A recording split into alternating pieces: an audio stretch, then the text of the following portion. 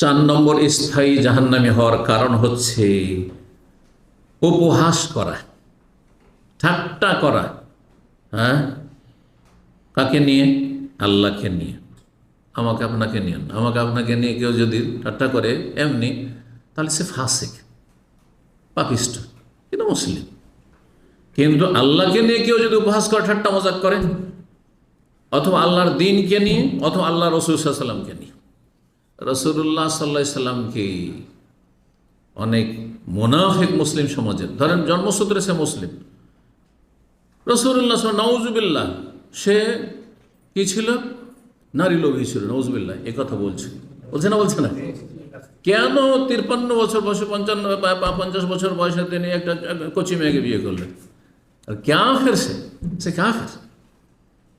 কাফের। কারণ সে কোনো কিছু নিয়ে কি করলো? তিরস্কার করলো, বা ঠাট্টা মজা করলো, উপহাস করলো।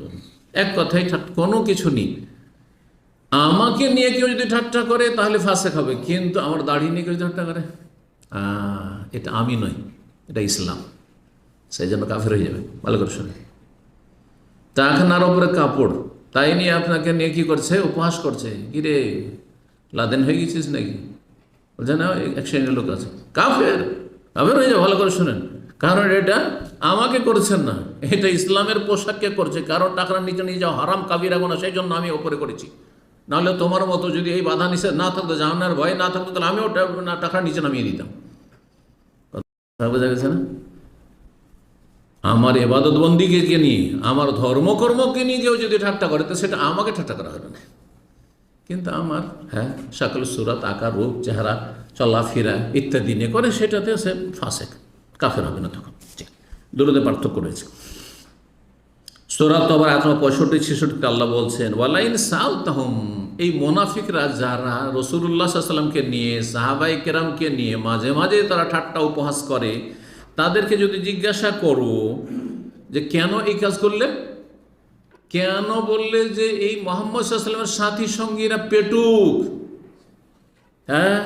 এরা পেটের স্বার্থে চলে, এই ধরনের কথা মন্তব্য করেছিল তারা, যে কেন এইসব কথা বললেন? তখন তারা বলে, ইন্নামা কুন্না নাখুদ ওয়া নালআব, আসলে আমরা মন থেকে বলিনি, এটা বলেছি একটু হাসি রসিকতা করছিলাম। আর আসলে এই দীর্ঘ সফর, তাবুকের এত লম্বা সফর, কষ্টের সফর, টাইম পাস করছিলাম, একটু বিনোদন করছিলাম, একটু আনন্দ ফুর্তি করছিলাম, আসলে মন থেকে বলিনি, এটা বিশ্বাস নিয়ে বলিনি। অজুহাত করেছিল না, কিন্তু গ্রহণযোগ্য। কুল, হে নবী, ওদেরকে বলে দাও, যারা সাহাবায়ে কেরামকে নিয়ে, রসুলকে নিয়ে হয়, রসুল্লাহ চারপাশে যে সাহাবারা ইসলাম পালন করছে তাদেরকে নিয়ে ঠাট্টা উপহাস করেছিল। আল্লাহ বলছেন, আবিল্লাহে, হে নবী বলে দাও, আবিল্লাহে, আল্লাহর সাথে, আর ও আয়াতেহি, আল্লাহর বিধিবিধানের সাথে, আয়াতের সাথে, ও রাসূল, রাসূলের সাথে, কুনতুম তাস্তাহজিউন, তোমরা উপহাস করছো, ঠাট্টা মজাক করছো। লা তা'তাযিরু, কোনো ওজর চলবে না। লা তা'তাযিরু, কোনো ওজর, তোমাদের অজুহাত কবুল করা হবে না। কাদ কাফারতুম বাদা ঈমানিকুম, তোমাদের ঈমানে আসার পরে কাফের হয়ে গেছো, স্পষ্ট কথা আল্লাহ বলছেন। ঈমানে এসেছিলে লা ইলাহা ইল্লাল্লাহ পড়ে, আর আমরা বাহ্যিকটা সাদরে গ্রহণ করেছিলাম, কারণ অন্তর্যামী আল্লাহ রাব্বুল, আমরা জানি না। একজন লোক যখন কালেমা পড়ছে, বলবো মুসলিম সে, ঠিক না?